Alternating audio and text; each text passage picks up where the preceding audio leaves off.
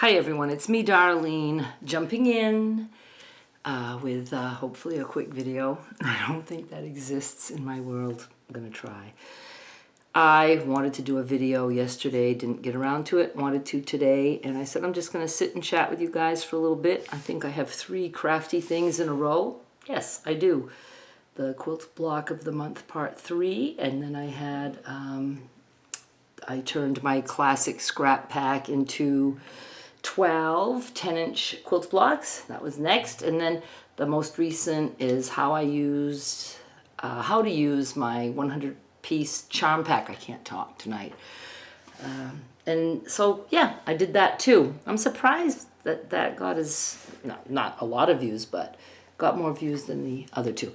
The quilt block of the month is bombing, but what happens is later it'll get caught up in YouTube somehow. It can, at least, and it can take off. My crumb quilt adventure didn't do great while I was recording it, but then when the pandemic hit, it went through the roof. I had people watching those videos like crazy.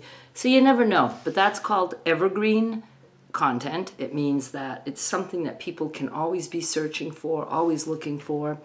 Not evergreen is things like car vlogs, chats like this. Nobody's ever, searching car vlog about Walmart. It's not something people search for. Did I have chicken here the whole time I was talking? I think I did, because I just ate some beef, and I had a chicken leg that I broiled the other day. I broiled a family pack, and I froze some, and it's so good, so good. Anyway, if I actually had something on my lip, I'm sorry, I'm not starting over. I just don't want to. Speaking of scrap packs and 100-piece charm packs, I still have some of those too. I think 4, I think 5. Go see my eBay right now. You can pause, go there. You can find me by going to the link in the description of this video, or go to my blog, darlenemisho.com, and you can find that there. So let me just bore you even more and tell you a few of the things that I have. I do have some auctions. Let me look at that first. I have some little Easter scrappy cuts. Oh, I have some really cute 2-inch squares. Those aren't scrappy. They're actually precision cut 2-inch squares, as precision-ish as I can get as a human being. And they're like bubbles, and there's 3 colors, 48 total, and there's 16 of each color. So you can go check that out.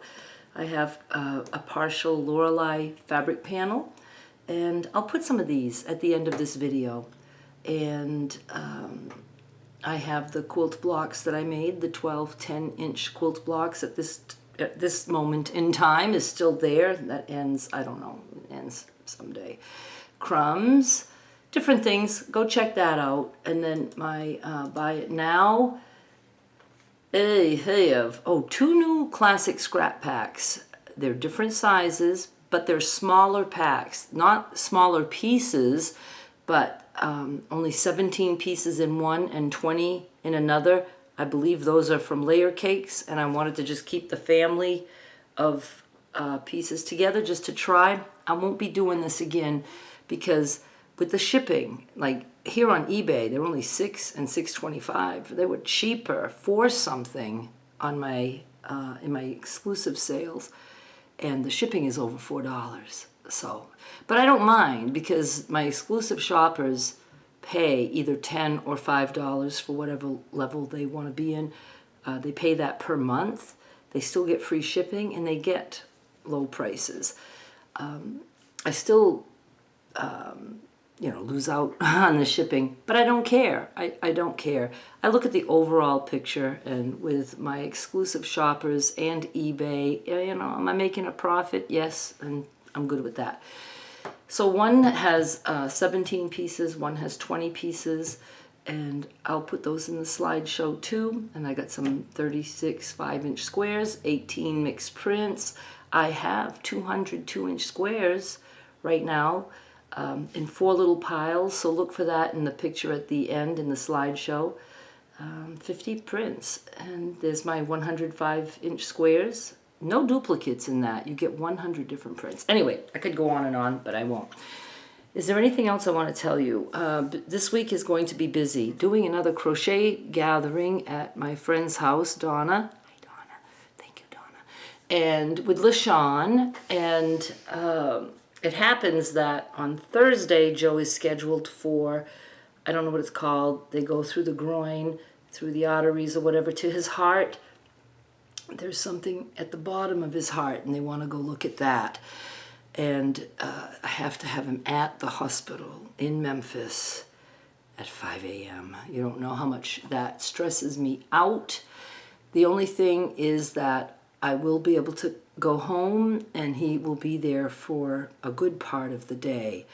If they find anything that they need to do immediately, they will, and then he could stay till the evening or even overnight, depending on what they find and if they do anything. So, I don't know. I just have a good feeling about it. He has 5 stents as it is. And I don't know. Maybe if he needs something, they'll just do a quick repair. I don't know. But yeah, so I've got that party Wednesday night, and it starts at like 5. I got home like, I don't know, after 10 when we did it before. And I don't care. I can just come home and go to bed, and I want to get up no later than 3:30. I'd like to have a coffee, take my shower, and then we get him to the hospital. And then I will come back, and then I'll go pick him up when he's ready later that day. And I don't know if I have plans to go out this weekend. I didn't go out much this past weekend. I went out Thursday night, and I did not go out Friday night or Saturday night. Worked. Joe sorted scrap packs and stuff like that. And I liked it. I'm kind of sad that I feel like I'm pulling away from the life I've had for the past year and a half, but I have to expect that there's always going to be things changing. I mean, I was just like, somebody who had just crawled out of a cave and hadn't had a life in a long time, and I just was full force going out and just having a lot of fun. I really had a lot of fun. And now I'm just slowing down a little bit. I still want to always go out, but now it's more like I'm trying to convince myself I need to go out. I need to keep going out dancing. I want to, stay doing that. It's not like before where I was like going out so much, and I was like, it was almost like an obsession, and it is. I'm all in, or what is it? I'm all or nothing. It's all or nothing with me. But I'm getting more okay with not having to go out and see everything that's going on in the world, because I feel like if I stay home that's the night everything's gonna happen, and I'm gonna miss out. Been here 3 years now. Halloween, October 31st, is when we flew out from Maine with my mother, and landed here after midnight. And I just can't believe it's been 3 years already. It's just going by really, really fast.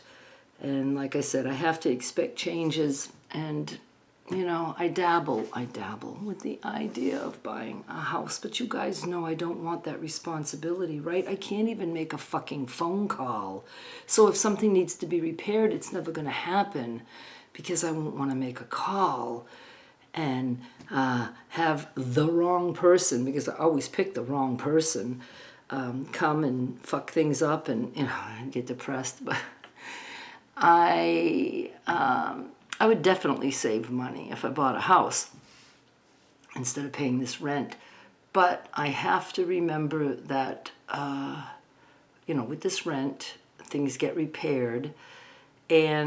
But the reason that I would like a house is so that I could have a garden. I would love to be doing some gardening. I say that, but it gets very hot. Do I really want a garden?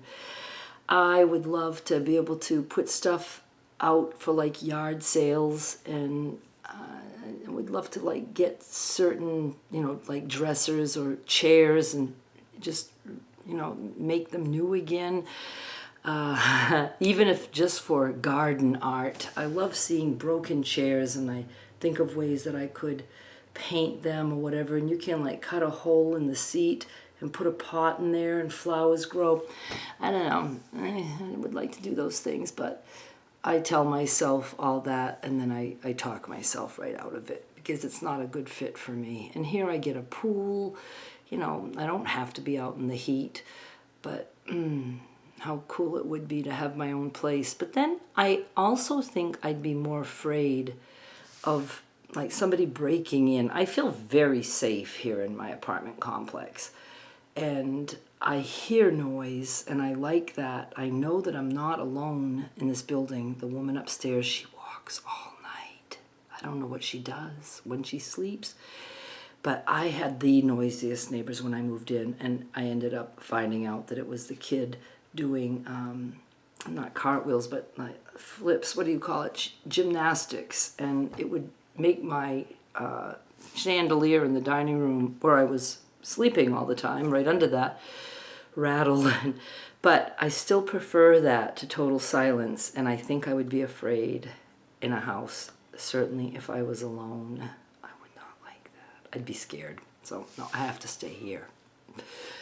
All right, you guys, I think I'm gonna shut down, and I would like to go sew some of the 2-inch squares. Okay, update on the 2-inch squares for the king size quilt. I think it's something like 4,600 and something. I don't know. I'll have to watch my first video. But I started out with all those 2-inch squares that I cut. I cut them all by myself, all of them. I was happy when I got to the point where they all were turned into 2 patches, right? Then I finally got them all turned into 4 patches. I had 4 patches. I don't remember how many of those it is, and I don't want to do any math or look back right now, but I got those done. And it's been, I don't know, like over 2 years, I think so. And now I'm putting 2 4 patches together, so it's like, you know, 2 rows of 8. At this point, I'm not trimming anything. I don't care. It's going to be the ugliest postage stamp type quilt ever. No intersections are going to match. Things are just crooked all around, and I don't care. I don't care at all. So I think I'll be doing 2 4 patches, and then I'll take 2 of those, you know, strips of 8 across and 8 across, and I'll probably sew those together too without any trimming or pressing. And then at that point I would have, what, a 16 patch? Yes. I might consider trimming a little bit at that point. Not like trimming down to a certain size, but maybe just making the edges straight and going with it. So I am never going to give up on that. It will get done. And I've been asked about the new crochet project that I'm doing where, oh, I've got to do a crochet block of the month. Today's the 11th, November 11. I have to have that by the 15th. It's just, I got to figure out what stitch. I have been working on some more pieces. Whenever I go to a doctor with Joe, I crochet there. Not set up in this apartment to crochet yet, but I'm getting there. I rearranged a few things, so I'd love to be able to just sit down before going to bed and knocking out a few pieces. But I have some, and I will soon, shortly, I hope. I'm going to figure out what I want to do around each block, if I want to do anything at all, and I will start joining some and show you that. And I absolutely don't want to drop the ball on that either. I did 3 big series this year. Quilt block of the month was a fucking nightmare. I mean, it is the most work I've ever done, but I've kept up with it, and I will see it through to the end. And then I did the crochet block of the month, and also the, and that's still a lot of work behind the scenes, because I have to do the edging and joining and all that.